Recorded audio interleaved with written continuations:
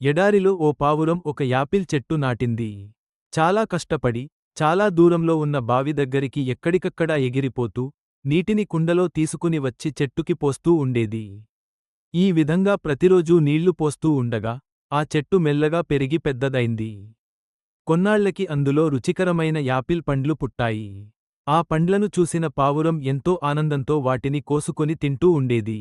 జీవితం ఎంతో సంతోషంగా సాగుతూ ఉండగా, ఓ రోజు పావురం లేని సమయంలో ఒక ఒంటె వచ్చి, చెట్టులో ఉన్న అన్ని యాపిల్ పండ్లను కోసుకొని వెళ్ళిపోయింది.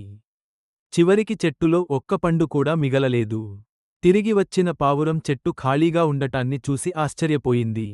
పండ్ల కోసం చెట్టు చుట్టూ వెతకసాగింది. అప్పుడు దూరంగా, యాపిల్ పండ్లు తింటున్న ఒంటె కనిపించింది. వెంటనే పావురం వెళ్ళి, తనకు చెందిన ఒక పండును ఒంటె దగ్గరినుంచి తీసుకొచ్చి సంతోషంగా తింది.